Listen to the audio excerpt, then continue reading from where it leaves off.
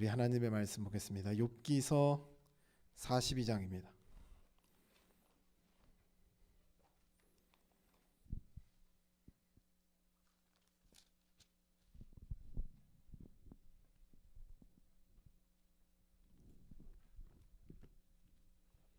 욥기서 42장 1절부터 9절까지의 말씀을 제가 한 절, 여러분들이 한 절 교독하도록 하겠습니다.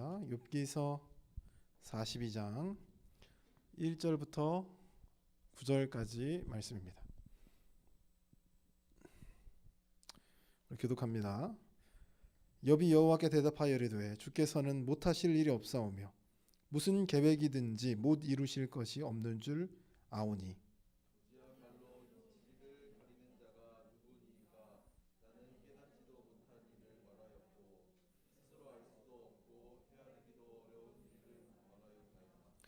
내가 말하겠사오니 주는 들으시고 내가 주께 묻겠사오니 주여 내게 알게 하소서.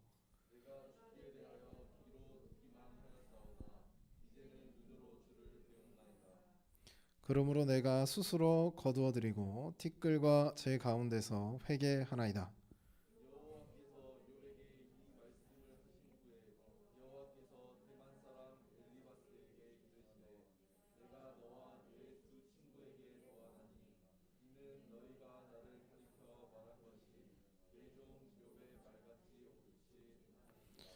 그런즉 너희는 수소 7과 순양 7을 가지고 내 종 욥에게 가서 너희를 위하여 번제를 드리라.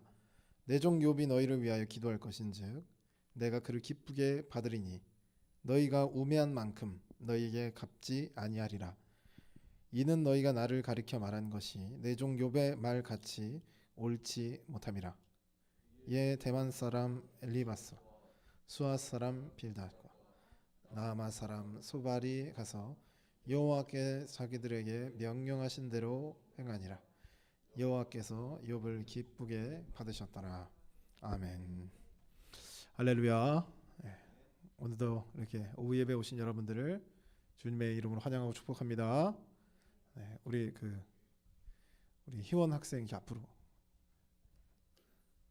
앞으로 빨리 와주세요. 이렇게 관심을 한 번씩 받고 싶구나. 앞으로 빨리 오세요. 배부를수록 앞으로 오셔야 돼요. 그래야지 졸지 않습니다. 우리 갬성 드러머 옆에 앉아주세요.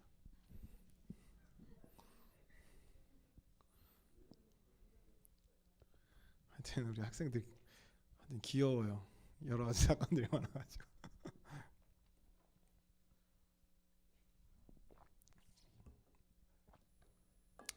그 욥기가 우리가 욥기를 보면 욥기를 좀 오해하거나 좀 어려운 구약 성경에서 어려운 성경 중 하나가 욥기입니다.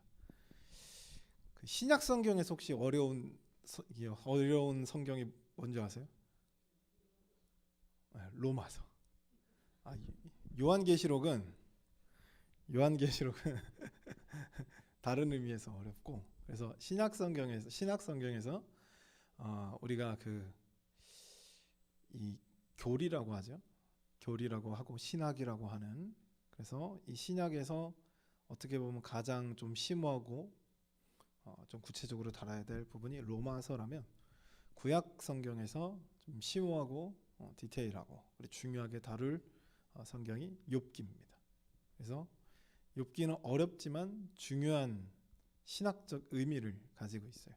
아까 요한계시록 얘기했는데 요한계시록 신학적 의미도 좋지만 어렵기만 하고 신학적 의미는 그저 위로하기 위한, 성도들을 위로하기 위한 내용이지만, 로마서는 단 한 번도 보지 못한 로마 성도들을 향해서 바울이 자신의 신학을 정리해서 보여줘야 될 필요가 있어서 아주 잘 정리한 서신서가 로마서이죠. 그래서 이 신학교에서 많이 이렇게 하는 것들이 로마서, 신약 성경 로마서, 그리고 구약 성경은 시편과 욥기서입니다. 그래서 오늘 본문의 욥기에는 우리가 한 가지 질문을 좀 하고 들어가야 돼요.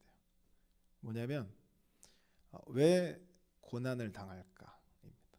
왜 고난을 당할까? 이 욥기서가 언제 쓰였는지 누가 썼는지 전혀 알 길이 없어요. 근데 이제 그 읽어보시고 그리고 또 구약 성경의 위치 또는 어떤 그 주제의 핵심을 봤을 때 아무래도 그 욥기서가 이제 집필되던, 그러니까 뭐 쓴 사람이 따로 있어도 어찌됐든 모아서 성경으로 만든 그 시기는 이스라엘 백성들이 참으로 힘들었던 시기가 아닌가라는 생각이 듭니다. 그래서 이 고난이라고 하는 주제가 매우 중요합니다. 세현 씨 아직 시작도 안 했는데. 세현 씨 그러면 안 돼요. 아직 시작 안 했어요. 아직 여러분 아직 시작 안 했으면 옆에 사람 한번 보면서 한마디 우리 옆 사람을 독려합시다. 졸지 맙시다. 네. 조심히 안 돼요. 그죠? 뭐하다 말았더라? 네. 그래서 이 욥기서가 중요하다. 뭐 하는지 까먹었어요. 욥기서가 중요하다. 그래서 우리가 질문 한 가지로 시작하는 것이 유용하다라고 얘기를 하는데 왜 우리는 고난을 당할까? 입니다. 고난을 당할까? 어떻게 생각하세요? 왜 우리가 고난을 당하게 될까요? 어려움을 당하고 되고 흔히 말해 하나님의 형벌이 내려쓰기도 하죠. 그 구약 시대에서 그 피부병은 하나님이 특별히 내리시는 벌이거든요. 그런 고난이 왜 있을까라고 하는 거죠. 여러분 여기서 고난을 당해 보신 적 없는 분? 여러분도 다 고난을 당하셨죠. 고난이 왜 있을까요? 왜 여러분은 고난을 당하고 있을까? 죄를 지어서? 그렇다면 고난을 받은 모든 사람들은 다 죄인인가? 라는 거예요. 죄를 짓고도 벌을 받지 않는 사람도 많잖아요. 그죠? 우리 머릿속에 뿌리를 받고 있는 생각이 있어요. 우리보다 더 심한 게 히브리인들이었는데 우리나라는 이게 권선징악이라고 하는 이 사상이 머릿속에 뿌리 받고 있습니다. 그래서 하늘은 악한 자들에게는 무조건 벌을 줘야 돼요. 그렇죠? 그리고 착한 자들에게는 칭찬과 격려가 있어야 되겠죠. 그래서 여러분이 알고 있는 우리나라의 모든 이야기들은 이 사상에 그틀을 해서, 그렇죠? 흥부는 어떻게 돼요? 벌 받아야 되죠. 흥부가 아니고 놀부는 어떻게 돼요? 벌 받아야 되고 흥부는 그렇죠? 나중에 잘 돼야 되죠. 착한 사람이니까. 이런 생각을 우리가 가지고 있어요. 분명 하나님은요 죄에 대해서 처벌하시고 용서하시지 않는 분입니다. 근데 그것을 여러분 지금 살아가고 있는 현재 시점에서 하나님이 굳이 내리시지 않는다라고 하는 거죠. 그게 나중에 여러분이 죽고 나서 이후일 수도 있고 또는 여러분이 살아가면서 올 수도 있는, 그래서 다양한 측면의 고난이 있게 되는 거죠. 그래서 모든 사람은 고난을 당하게 됩니다. 하지만 고난의 이유가 죄에게만 국한되지 않는다는 거죠. 이제 김은혜 사모님을 자꾸 그 예화로 두면은 아주 지금 2주에 한 번씩만 줄여서 하고 있는데, 김은혜 사모님이 지금 7년째 만에 이제 임신을 했죠. 저희는 뭐 임신을 안 하려고 하거나 그런 적이 전혀 없어요. 오히려 뭐 경제적으로는 어렵지만 낳으면 또 하나님이 알아서 또 길을 열어주실 것이라고 생각을 갖고 있어서 계속 애를 가지려고 했지만 6년이 넘어가는 그 시점에서도 아이가 생기지 않는 거죠. 매일 일천번제를 드리고 작정 기도도 하고 여러 가지 시도를 했지만 아이가 들어서질 않습니다. 그때 이제 그 뉴스에서 어떤 뉴스가 나왔냐면 아이를 이제 막 그 100일 좀 지난 아이를 살해한 부모의 이야기가 뉴스에서 나왔던 거죠. 그러자 이런 말을 했습니다. 사모님이 왜 하나님은 저런 자들에게는 아이를 주고 우리에게는 아이를 주지 않는가 였습니다. 여러분 여기서 설명해 보실 수 있는 분, 설명하실 수 있는 분, 설명하실 수 있는 분. 왜 하나님이 그렇게 아이를 원치 않는 자들, 아이를 죽여서라도 자기가 원하는 바를 얻으려고 했던 그 부모에게는 아이를 주고, 왜 이렇게 기도하고 있는 가정에는 아이를 주지 않느냐? 대답하실 수 있는 분, 아주 명쾌하게 설명하실 수 있는 분. 자, 이 작업, 이것을 명쾌하게 설명하려고 했던 게 욥의 친구들이었습니다. 명확하게, 그러면은 이것을 명확하게 설명하려면 어떻게 해야 돼요? 욥한테 뭐가 있어야 되죠? 죄가 있어야 되는 거예요. 욥은요, 욥의 입장에서는 나는 뭐 한 거죠? 죄를 지은 적이 없어요. 나는 의인이죠. 그러면 결국 누가 불의한 자가 되어야 돼요? 욥의 입장에서. 아니, 나는 의인이에요. 근데 하나님이 나한테 벌을 준단 말이에요.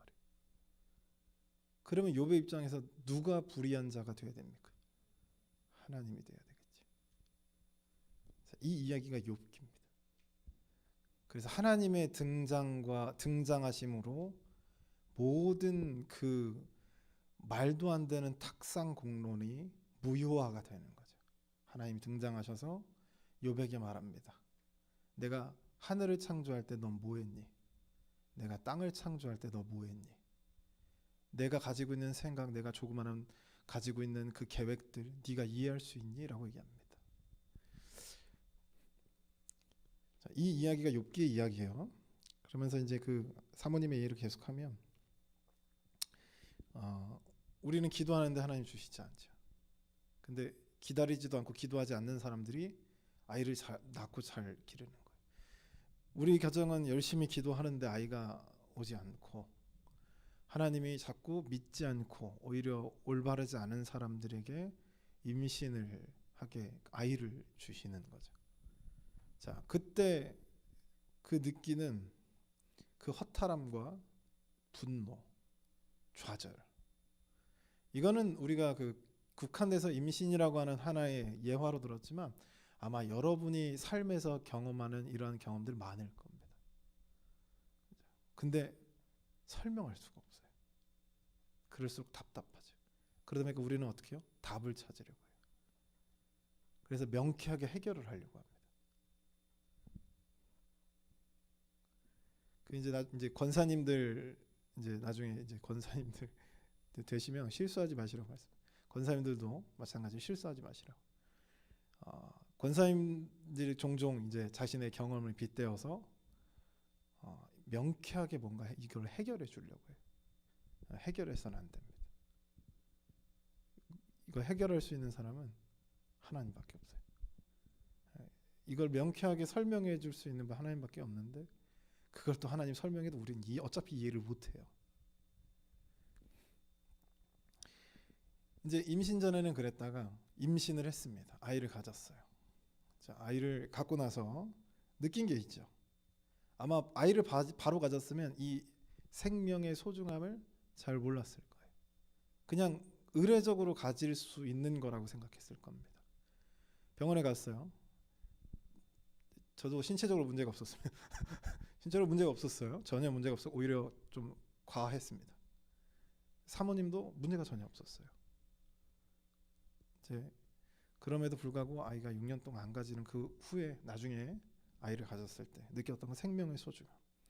그리고 주변 사람들의 반응이었는데 권사님들도 이제 사모님 손을 잡고 우시기도 하시고, 그리고 임신을 했다고 그렇게 진심으로 축하해 주는 경우는 많이 없는, 인사차 치레로 할 수는 있겠지만 이렇게 진심으로 좋아해 주시고 기뻐해 주셨던 그 사건들이 있었죠.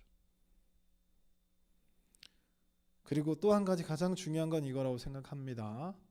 애타는 마음으로 기도하게 하신, 그거는 우리 가정뿐만 아니라 우리 가정을 위해서 기도하는 모든 분들이 애타게 기도했죠. 왜 하나님은 우리에게 이런 고난을 주실까? 왜 하나님은 우리에게 이런 고난을 주실까? 욥기는 이걸 함부로 설명하려고 하는 욥의 세 친구, 그리고 욥, 이 네 사람의 갈등 상황 속에서 하나님의 등장으로 이 이야기를 풀어가는 내용입니다. 여러분, 욥기 42장이거든요. 한번 읽어보시기 바랍니다. 제가 읽어봤더니 한 3시간 반, 4시간 정도 할애하면 됩니다. 별거 없죠? 네, 한번 할애해서 읽어보시기 바래요. 욥기서 1장에 보면 하나님이 분명히 욥에게 뭐라고 칭하냐면 의인이다라고 얘기합니다. 의인. 그러면서 사단하고 하나님이 등장하거든요. 하나님이 사단한테 자랑해요. 봐라, 욥을 봐라. 이 당대 의인이다. 이렇게 훌륭한 사람이 없다는 거죠. 자, 이렇게 칭했던 욥이 하룻밤 만에 재산이 탕진됩니다. 갑자기 도적대가 와서 소와 이 말들을 끌고 가죠. 그리고 불이 떨어져서 양들이 다 타 죽습니다. 거기서 그 가축을 돌보던 종들까지 싹 죽어요. 그것뿐만 아니죠. 하루아침 만에 갑자기 자녀들이 밥을 먹고 있는데 강풍이 불어서 집이 무너져 내립니다. 자녀들이 다 죽었어요. 이 욥이 자녀들이 혹여나 죄를 지을까봐 정말 철저하게 제사를 드렸던 사람입니다. 그런데도 자녀들이 죽었어요. 자, 이때까지는 이렇게 하나님께 고난을 받았을 때 1장과 2장 사이에 고난을 당하는데, 이 고난을 당하고 나서 욥의 고백은 뭐라고 했냐면 주신 이시도 하나님이시고 거두시는 이시도 하나님이십니다 라고 고백합니다.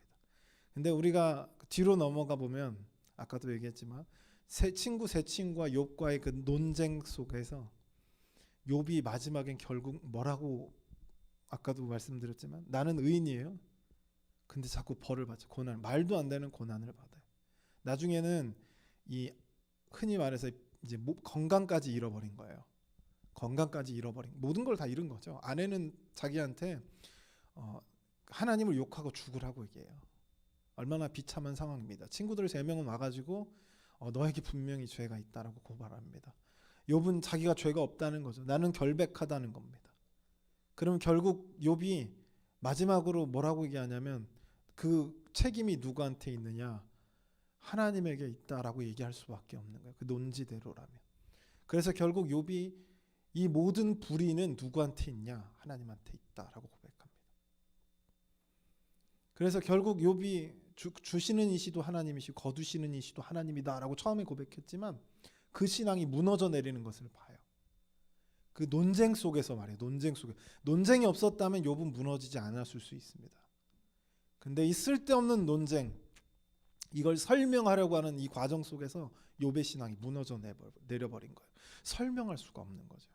결국 자기가 설명할 수 있는 최선은 나는 의인, 내가 봐도 내가 의인이니까 나는 잘못한 게 없거든요. 그럼 누가 불의하냐? 하나님이 불의하실 수밖에 없다는 거죠. 분명히 욥이 그것을 잘못했다고 얘기는 하지만 그 잘못했다라고 얘기하는 그 내용, 하나님이 나타나시기 전에 그 내용이 그렇게 진실되어 보이지 않습니다. 욥의 입장에선 자기의 죄 없음을 증명하고 싶었던 거죠. 나에겐 책임이 없다라는 거예요. 우리가 기억해야 될 것이 하나가 있어요. 이 하나님이 등장하시기 전까지의 욥과 세 친구의 논쟁 속에서 우리가 가져야 될 가장 중요한 사상은 우리보다 누가 더 크냐면 하나님이 더 큽니다. 할렐루야. 하나님이 더 커요. 만약에 여러분이 하나님을 100% 설명할 수 있다?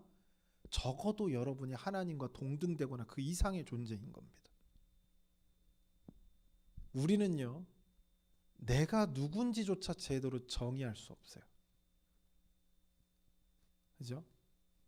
내가 누구인지, 너가 누구인지 제대로 설명할 수 없는 존재가 우리입니다. 우리가 병 걸린 것들, 심지어는 우리가 그 코로나 초창기를 우리가 생각해 본다면 우리가 어떤 존재인지를 정확하게 알 수 있어요.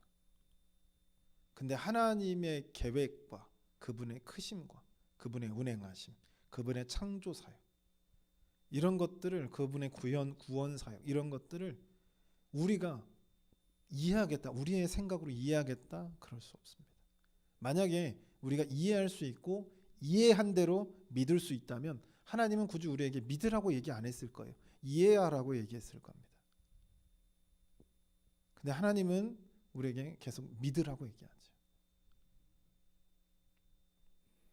우리의 조그마한 사고로 그 조그마한 사고에 하나님을 껴 맞추려고 하는 시도 자체가 교만이라고 하는 거죠.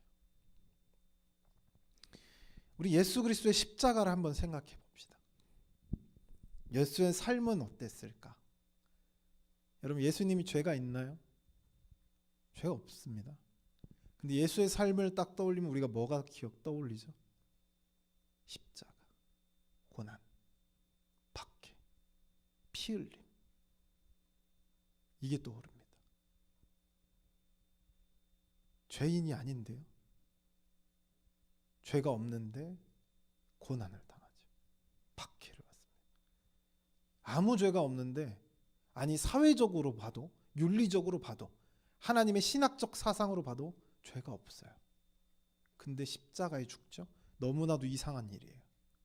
근데 그 시대에 그 누구도 이상하다고 생각하는 사람이 없었습니다. 유대교인들 중에.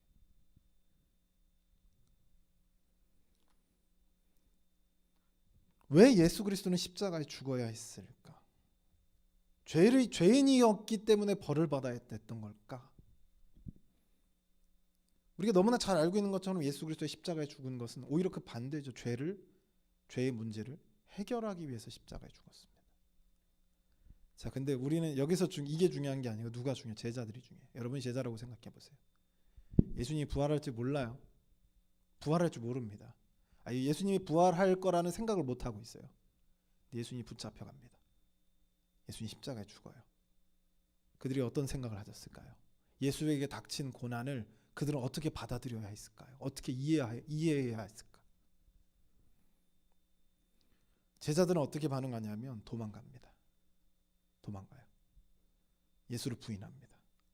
나는 모른다.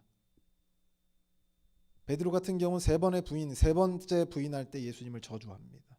아마 우리가 알고 있는 쌍욕들을 했겠죠. 예수의 고난을 이해할 수 없었기 때문에, 납득할 수가 없었어요. 제자들은요 3년 동안 예수님과 함께, 3년 그 이상의 세월 동안 예수님과 함께 왔어요. 그 함께 온 세월 속에서 그들이 예수를 확실하게 믿고 그분의 말이라면 어디든지 갈 수 있었던 거, 그분의 말이라면 자신의 재산까지, 자신의 가족까지 다 버리면서 예수를 따를 수 있었던 이유는 그분의 삶을 보니까 죄인일 수가 없어요. 이분은 사람이지만 사람이 아닙니다. 이 확신이 있었습니다, 제자들에게. 그래서 너무나도 당연하게 예수님이 왕이 될 줄 알았던 거예요.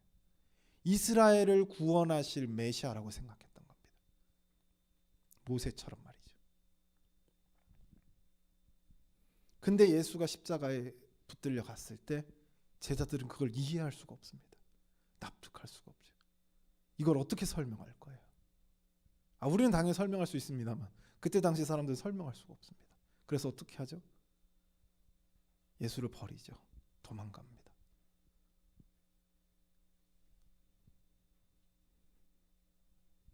그러나 부활 이후에 부활하신 예수를 그들이 봤을 때 그 죽으심의 이유를, 그 죽으심의 이 십자가의 이유를 알게 된 제자들이 어떻게 살아가냐면 그들도 죽음의 문턱 앞에서 예수처럼 하나님 앞에 순종하는 거죠. 그 죽음 앞에서 순종하는 겁니다. 예수처럼. 예수 그리스도께서 십자가 앞에서 순종했던 것처럼 그들도 이 커다란 하나님의 계획과 그 운행하심을 깨달은 이들이, 제자들이, 사도들이죠. 죽음 앞에서 하나님 앞에 그들도 순종합니다. 이들이 알게 되는 것은 고난의 이유가 아니라 그 고난을 통해서 우리를 이끄시는 그 가장 선한 길을 믿게 된 것이죠. 욥이라고 하는 이 뜻이 뭐냐면 박해받는 자입니다. 박해받는 자. 하나님은 의인에게 고난을 주실 수 있어요. 믿으십니까? 하나님은요 얼마든지 죄인에게도 벌을 내리시지만 신실하게 하나님을 믿는 사람에게도 고난을 주실 수 있습니다. 그것이 그 사람에게 유익하다면 말이에요. 그래서 우리가 명심해야 될 것이 있습니다. 세월호가 뒤집어진 것은 그들에게 죄가 있었기 때문이 아니에요. 사순절에 놀러 가서 그런 것이 아닙니다. 간혹 이 목사님들이 좀 자기네들끼리 그냥 했으면 하는 그런 말들을 설교 강단에서 잘못 이야기하시는 경우들이 있더라고요. 아주 직접적으로 얘기하시는, 유튜브에 찾아보면 그런 장면들, 그것이 잘못된 신학이라고 하는 거죠. 여기서 갑자기 제가 심장마비로 죽었습니다. 저는 대체 얼마만큼의 죄를 지은 겁니까? 어떻게 설명하실까요? 그죠?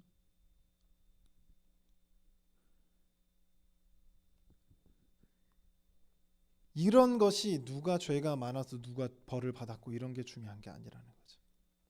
하나님이 욥에게 나타나셔서 하셨던 말씀은 무슨 말씀이냐면 나의 주권을 인정하라는 거죠. 나의 주권을 인정하라. 그거밖에 할 게 없어요. 내가 창조할 때 너 어디 있었니? 내가 이 땅을 만들 때 너 뭐 했어? 내가 에덴 동산을 꿀 때 너 뭐 했니? 내가 아브라함을 부를 때 너는 어디 있었니? 이런 얘기를 할 수가 있겠죠. 하나님의 그 크심을 겨우 한낱 피조물인 우리가 판단할 수 없다는 것이죠. 중요한 것은 고난을 왜 주실까가 아니라 그 고난의 상황에서도 하나님께서 나를 가장 선한 길로 인도하실 것이라고 하는 확신 속에 살아가는 것이 중요하다라고 하는 거죠.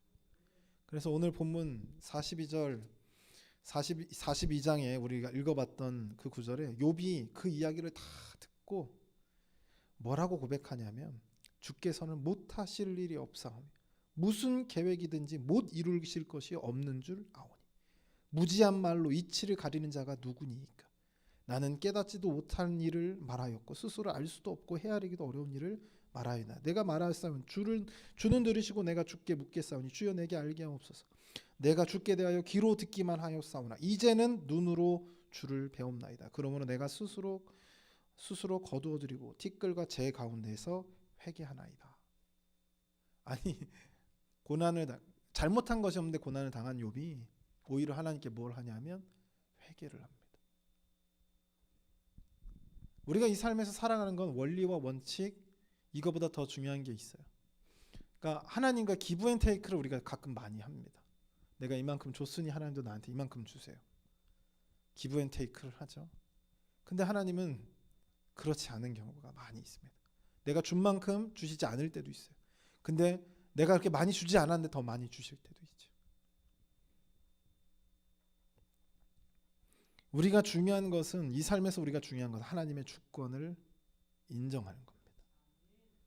하나님은 하나님이시고 나는 나인 거죠. 나는 객체가 되게 중요하다는 얘기가 아니라 하나님은 그 크신 하나님이시고 나는 그저 하나님이 창조하신 세상에서 살아가는 티끌일 뿐이다라고 하는 거. 이스라엘 백성들이 출애굽하자마자 홍해로 갔어요. 원래는 북쪽으로 가야 가나안 땅이 나와요. 북쪽으로 가야. 거기 북쪽에는 이제 그 이집트가 항상 중동으로 진출하고 싶어가지고 이 해안 도로를 잘 정비해놨습니다. 군인이 출동해야 되니까 걸로 가면 돼요. 평탄하고요. 거기는 좋은 길입니다. 근데 하나님이 이스라엘 백성들을 이끄시는데 남쪽으로 내려가요. 남쪽으로 내려가더니 도착해 보니까 어디예요? 홍해 앞이죠. 이해할 수가 없었습니다. 어떻게 이렇게 우리를 불러내놓고 이럴 수 있느냐? 우리가 죽을 데가 없어서 여기까지 와서 죽는 거냐? 그렇죠? 이해할 수 없을 때 나오는 행동입니다. 근데 우리가 알고 있는 것처럼 우리는 그들의 미래를 알고 있으니까 홍해가 갈라져서 그들뿐만 아니라 이 역사 속에서 단 한 번도 경험해 보지 못했던 일들을 그들이 경험합니다. 사랑하는 성도 여러분, 우리가 고난이 닥쳐오면 깊이 생각해 보시기 바래요. 내가 죄가 있고 없고 그게 중요한 문제가 아닙니다. 깊이 생각해 보시고 내가 과연 이 상황 속에서도 하나님을 절대적으로 신뢰하며 살아갈 수 있겠는가? 우리가 하나님의 주권을 인정하고 그분의 이끄심과 인도하심 앞에 확신이 있으면 지금의 고난도 이겨낼 수 있다. 결국엔 하나님이 나를 가장 선한 길로 인도하실 것이라 확신이 있으니까. 그것을 우리는 신앙이라고 이야기합니다. 언제 신앙이 뜨거운 줄 아세요? 언제 이 신앙이 가장 뜨거운 줄 아세요? 고난 속에 있을 때 가장 뜨겁습니다. 이 사실을 믿고 여러분의 고난이 닥쳐온다면 욥기서의 말씀을 읽어보시길 주님의 이름으로 소원합니다. 자, 기도하겠습니다. 사랑의 하나님 아버지, 오늘 욥기서 42장 1절부터 9절의 말씀을 통해 욥기서의 전체 말씀과 주제들을 우리가 살펴보았습니다. 하나님, 이 욥기의 말씀 우리가 붙잡고 나아갈 수 있도록 도와주시고 욥기서의 말씀대로 우리가 하나님의 주권을 인정하고 그분의 인도하심을 우리가 믿고 그분이 우리를 가장 선한 길로 인도하실 것이라고 하는 확신 속에서 살아갈 수 있도록 역사하여 주시옵소서. 이 모든 말씀 우리와 함께하여 주실 줄 믿고 예수 그리스도의 이름으로 받들어 기도드리옵나이다. 아멘. 우리 찬송